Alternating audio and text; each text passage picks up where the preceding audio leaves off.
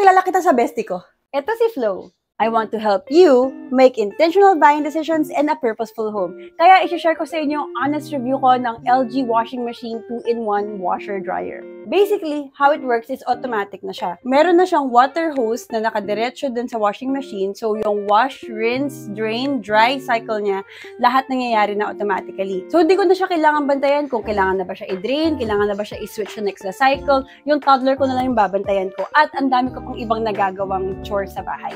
Babalikan ko lang siya kapag tapos na siya maglaba, magpatuyo, at ready to tupi na lahat ng mga damit. Malalaman kung tapos na siya kasi tutunog siya or mag-notify siya sa ThinQ app ko sa phone. So, meron akong 6 favorite features ng LG washing machine. Unang-una, kaya namin siya binili is dahil 2-in-1 washer-dryer na siya. So, meron na siyang spin dry at meron pa siyang heat dry. Ang spin dry kasi, yun yung pinatuyo niya yung damit through spinning lang. So, kailangan mo pa rin isampay yung damit kasi medyo damp pa rin siya. Yung heat drying kasi, pinapatuyo niya yung damit gamit yung init. Kaya paglabas ng damit, pwedeng-pwede na siyang itupi at di siya mangangamoy kulog. Tapos, nakaka-save pa siya ng space kasi yung iba, hiwalay pa ng machine yung dryer nila. Nakaka-save din ako ng time kasi hindi ko na kailangan ilipat yung mga basang damit sa separate na dryer. Nakaka-save din ako ng additional space sa sampayan dahil nga tuyo na yung mga damit na lumalabas, hindi ko na siya kailangan isampay.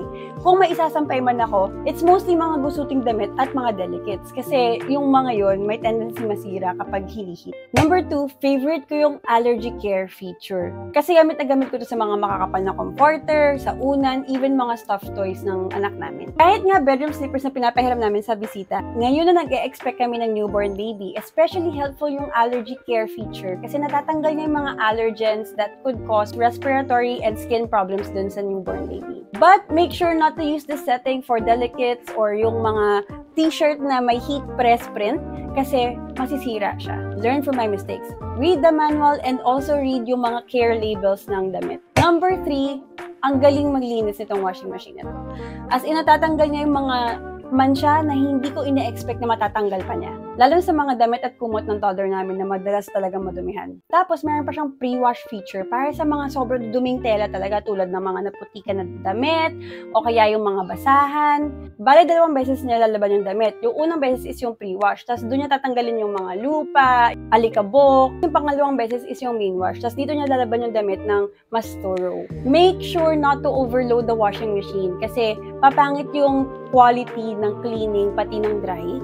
Number 4, smart inverter siya. Ang smart inverter ang nagkocontrol dun sa konsumo ng kuryente. Depende sa dami ng damit, sa setting na gamit, sa temperature ng tubig, o kaya yung iba pang factors na nag-a-affect sa consumption ng energy. Kaya mas tipid siya sa kuryente. Actually, hindi ko ina-expect na 1,000 to 2,000 pesos lang yung madadagdag na washing machine na to sa monthly electric bill namin. Considering na lagi kong ginagamit yung heat drying niya, ha? And in case of fashion emergencies, pwede ako magkarga dito ng 1 to 2 clothes lang nang hindi ko iniisip yung nasasayang na kuryente. Number 5 is yung capacity niya na 10.5 kilograms. Kayang-kaya niya yung mga kapal na comforters, yung king size na unan, or yung mga malalaking stuffed toys. And lastly, matibay at maaasahan tong washing machine na to. 2 years pa lang namin siyang gamit, pero grabe, sulit na namin siya sa 30 to 40 kilograms na lalabahan namin every week. 10 years din yung warranty ng motor nito, kaya confident ako na tatagal pa to sa amin. At napakabilis at dali ring kausap ng service center nila, at least in my experience. Ang not so favorite feature ko lang is yung ThinQ app nila, kasi smart appliance na to.